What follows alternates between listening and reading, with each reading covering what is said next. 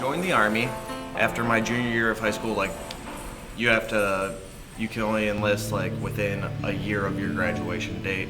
I think it was the day after I would graduate the next year. I was at the recruiting station, went down to Cleveland Maps and signed a contract. And I knew I wanted to join the military.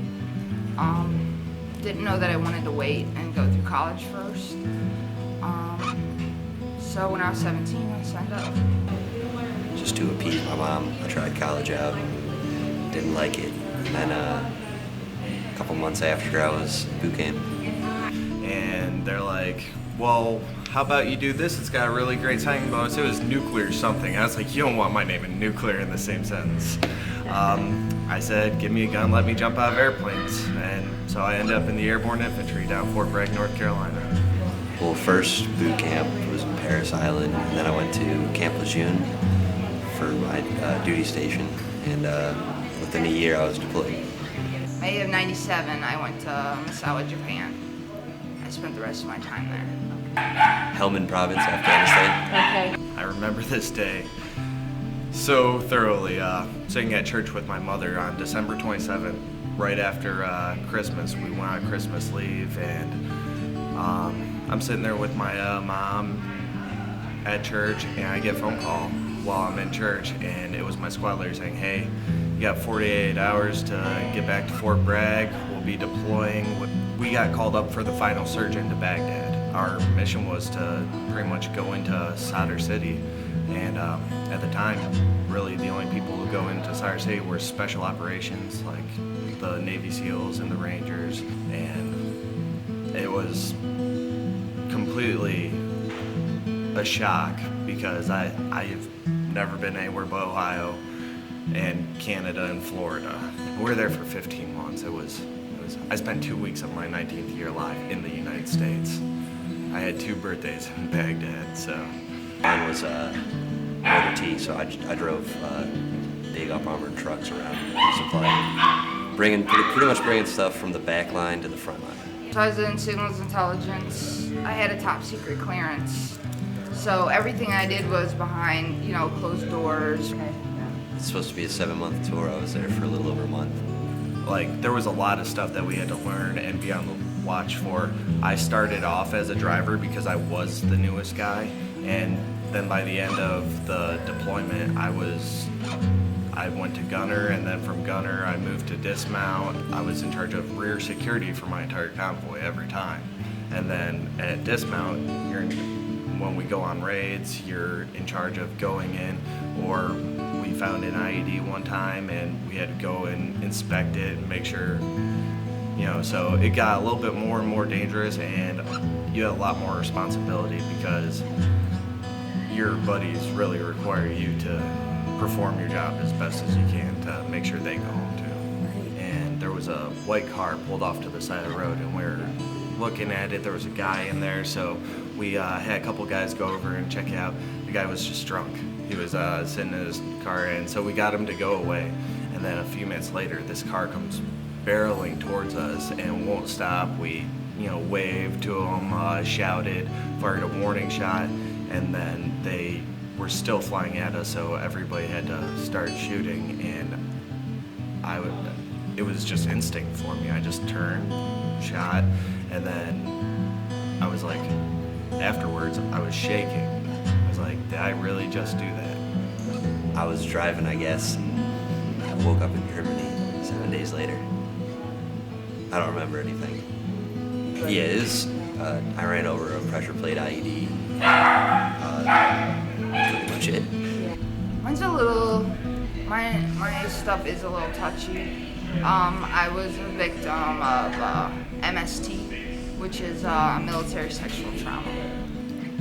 I lost a really good friend over there, and he was on the stretcher, and when they came, he was in another platoon, and they came flying up in their trucks, and I just saw all my buddies getting out of the trucks, and then they're all like yelling, and watching them carry him to the helicopter for the medevac.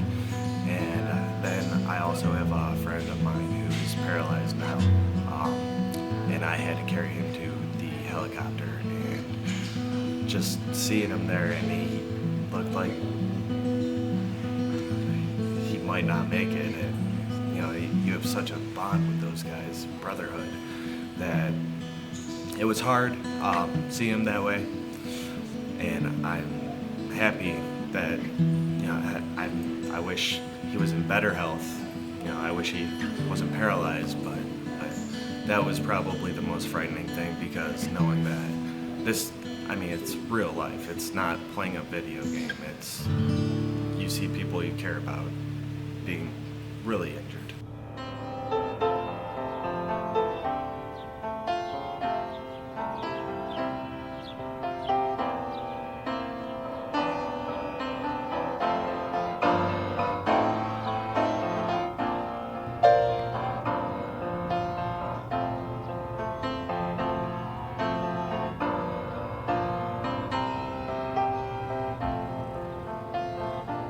I didn't even really know what PTSD was until I started going to the Cleveland VA. Well, post-traumatic stress disorder is a form of anxiety, and it essentially results when someone has had a traumatic event in their life.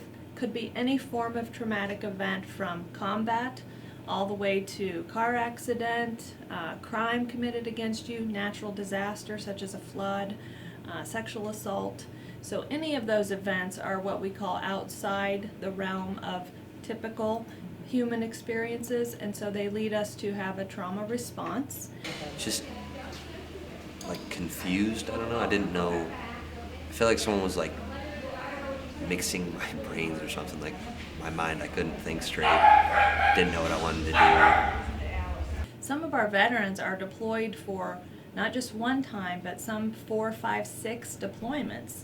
And some of those deployments are a year in length. Now, if I'm, let's say, in Iraq or Afghanistan for a year, and I go on 3 missions a day, that's over 900 chances just within that year for me to be exposed to a traumatic event. Now, thankfully, they don't tend to have a trauma on every mission that they do, but it is repeated traumatization. And so you could think of it almost in a layered kind of perspective, so that in some regards the symptoms are more difficult to treat because there are many. I still find it hard to say that I have it too. Looking back on it now, I had a lot of the signs and symptoms. I noticed like a change in him after he came back from, being active, that now he was secluding himself and he was staying a lot in the house. Didn't really want to go out. He wasn't that outgoing. He didn't have that outgoing, friendly personality that when I met him he had. My cousin finally got me into the VA to start getting treatment.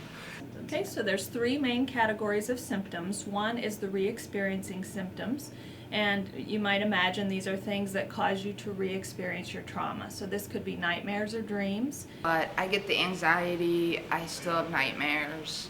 It could be just intrusive memories that you have throughout the day, just pop into your head completely from nowhere.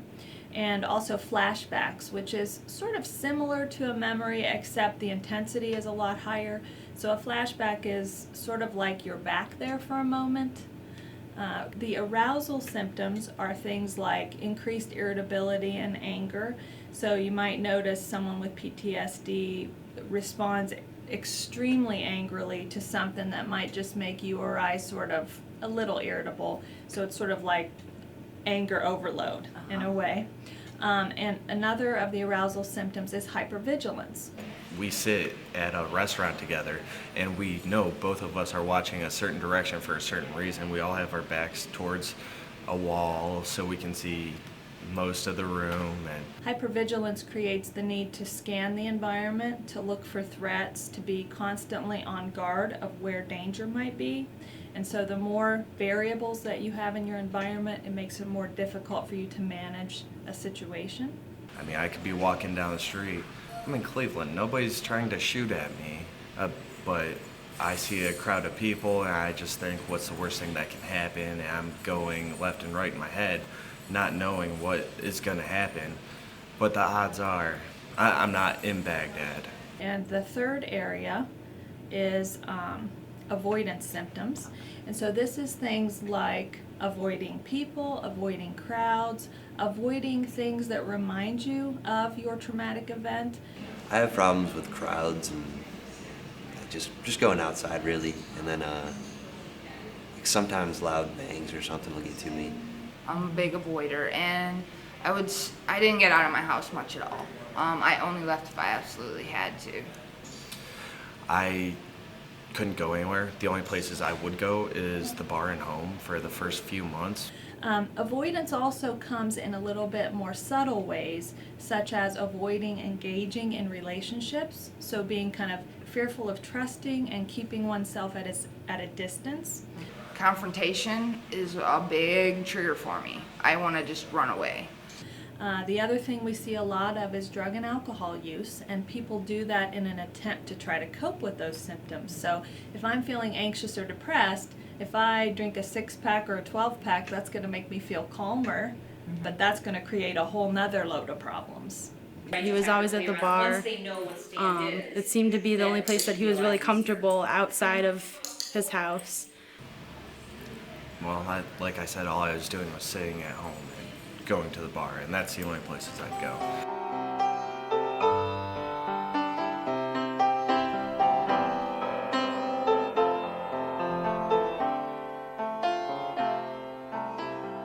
Veteran's Best Friend started when I was contacted by a veteran seeking an alternative or to kind of help with his recovery process with PTSD and traumatic brain injury, TBI. He was doing the traditional route of counseling and medication, but he wanted to get away from the medication because of the side effects that it was contributing, and it still wasn't helping him deal with being out in the public. So he found and asked me as a trainer. I had just come off of finishing my bachelor's degree in psychology and actually wrote a paper about animals in therapy and learned more about psychiatric service dogs. So it just developed out of that, using my rescue history and my training ability and the understanding, and I learned more about the military culture and PTSD and TBI, and it evolved into what it is today as Veteran's Best Friend. So whatever distance you think you can, just maintain control of your dog. I think the most interesting thing for me is because of learning about PTSD, but then taking it to the stage of the military culture and understanding that extra layer, because it is very different. Without a doubt, that's true. There's a whole culture in the military and a whole structure in the military. Much of what we treat isn't necessarily just post-traumatic stress disorder, but it's readjustment issues also. When I got back, I was good. I had all my buddies with me. We were all great friends still, and we hung out all the time. It was when I got out of the Army. I came back here and I had nothing. And then they have to come back and deal with, I can't get these thoughts out of my head. I can't fight this stress, or a noise goes off, around certain holidays, the fireworks can just throw them into a panic attack. Their stress level is heightened. So what used to stress them out before, it takes a lot less to get them stressed. So that's the interesting thing with the PTSD that I found out. And then my girlfriend saw an article for Veteran's Best Friend in the paper. Wasn't sure about it. I was kind of like, I'm good with what I'm doing, and it wasn't healthy what I was doing. But they're coming in very guarded, very isolated, untrusting. It took a while. I came and met Lisa at the mall one day, and my girlfriend did all the talking for me. I was nervous. I just wanted to get the heck out of the mall. I still don't like going into malls by myself. And So I came in contact with Lisa, and Jesse was really nervous. And like I said, I wasn't doing any of the talking really. My girlfriend was, and I was shaking. I was looking around, and she's like, "You okay? You want to put your back against the wall?" And like she knew it. She knew what I was going through. She knew I wasn't comfortable. I actually met Lisa and Sandy at the Berea Gun Show. because military people love guns. So I met her there. I didn't go up and talk to them because I was pretty shy. I'm not very sociable. I don't like talking to people. So my best friend was with me. He went up and talked to him. But once I met Dana and met her and her dog Lex, it pushed me to take that step. When they come to us, I'm not saying it's their last resort, but it's something that they want to try that's different Yeah. than what's been mainstream for them.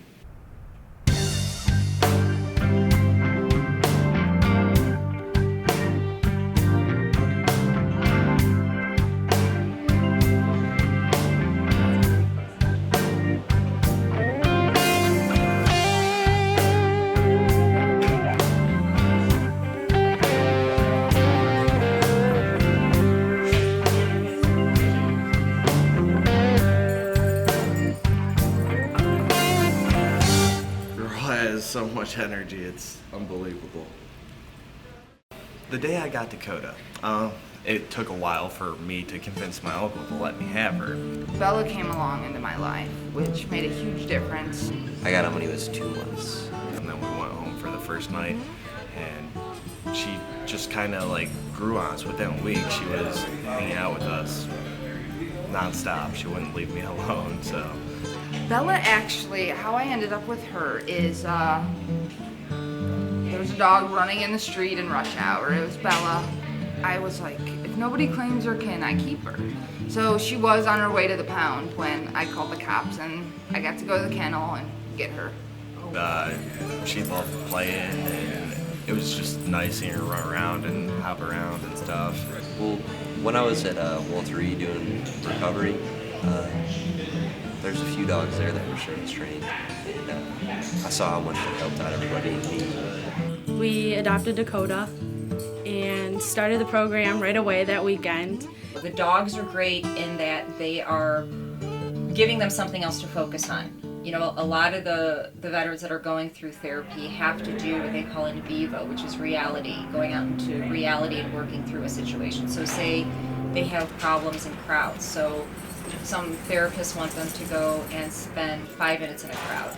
You know, control your breathing, relax yourself, which can be scary if, one, you're there by yourself, so maybe you have an issue of being alone, and then you're just focusing on yourself.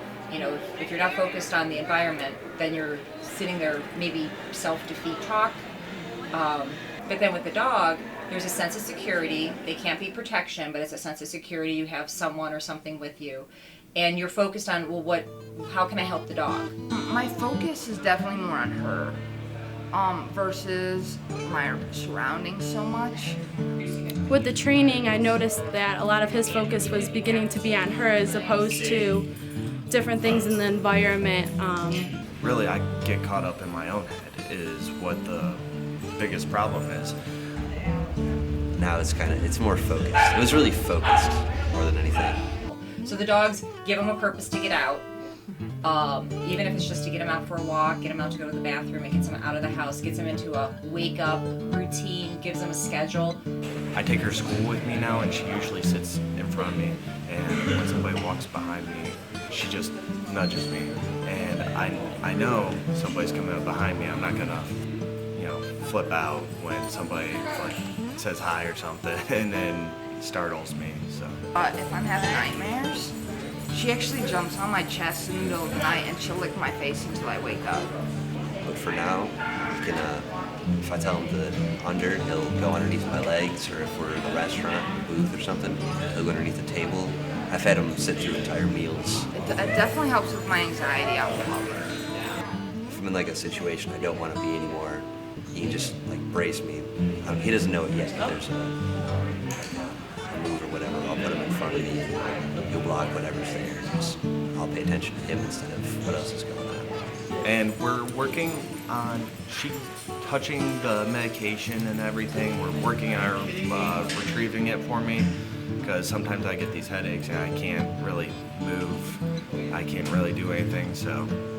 And it actually helps me deal with people approaching me and stuff, because the focus is more on Bella than on me. And since the leg, I'll be able to, if I fall down, I'll be able to brace myself, or get myself back up holding on to him. We had a group one day, and one of our veterans who has a service dog was in the group, and there was another veteran in the group who was having kind of a, I would say, a difficult day. His symptoms were more bothering him more that day. He was feeling more agitated, more anxious. And one of the things the service dogs are taught in their training is to help soothe the veteran. And so the way they sometimes will do that is by coming up alongside the veteran and kind of, in a sense, forcing the veteran to touch them. So it's feeling their fur and feeling the warmth of their body. And so the dog actually came up, and this other veteran had known the dog from being in the group, but he came up and actually kind of laid across him, and so sort of forced him to kind of pet. And in that sense, there's actually research to suggest that it decreases your heart rate, and being with animals is therapeutic in that sense. But when I saw that, I was like, whoa, that's pretty powerful. He'll just like comfort me. He'll come up to me. He'll sit there and lick me or something, settle me down. And so when I do get really stressed out in it, emotions start, I can get her on my lap. That's one thing I like about Bella being small. She can get on my lap. I can pet her. She kind of grounds me, brings me back to reality. Night terrors and stuff, when Dakota came along, he seemed to have a decrease in those. And it really helps. I don't know what it is. Just you don't feel so sorry for yourself. And My veterans will be sitting in the chair, and their dog will be right there and be alert. So if we're having a difficult session where the veteran is talking about a difficult trauma experience, they'll be right there. So they'll put their head on the lap, or do something to make sure the veteran knows that they're there. It's a very powerful bond that they have, and until you see that, I could see how people wouldn't quite understand it or buy it until you kind of see it happen in front of you. So pretty awesome. Got Dakota, and people look at me funny, but hey, that's okay. If they're just looking at me funny, it's a lot better than them not being able to see me because I'll be at home or at the bar. The dog is unconditional in their attention, their love, their companionship. They don't judge. Just that constant, unconditional love and the support she gives me. Some of the veterans are coming back, maybe battling some values, ethics, morals that they were raised on. They were faced in life and death situations, so they might feel judged by society, even family and friends, where the dog's not going to judge them for what they've done, or even how they look, or anything like that. Behind me is going to be Veteran's best friend. Just the program itself gets me out of the house for the training. she's really good with dogs. They all are. And now at VBF, it's almost a social outlet for a lot of us now because we've all become so close just through the trainings. And I feel really comfortable with the people here. that any person that's going through these problems, they need to know that there is a way out of it. You can live your life again. It became refreshing when I didn't have to sit next to the door in school. I didn't have to sit with my back against the wall. I wasn't in the back row right by the door. I can sit down at any table now. I feel the program takes you where you're at and let's move you forward. And I think I've gotten the feeling that some of them, they're stuck. Yeah. Like, how do we move forward from here? Because what you thought you were going to be doing when you came back, you can't. Yeah. That option's gone. So they're trying to readjust to not just civilian life, but all my hopes and dreams have changed. I don't know where I'd be right now. I don't know if I'd still be sitting at the bar or I would not be in school. I might not, who knows where I'd be. It really has probably saved my life. Going from being able to do nothing to living my life again really has been a blessing. I took Dakota to a Cleveland Cavaliers game, and they gave us tickets, and we sat right down on the floor, and I went with some of my family, and I was a little bit anxious, but that's something I would have never done, and I I can see my life is going back down the right direction.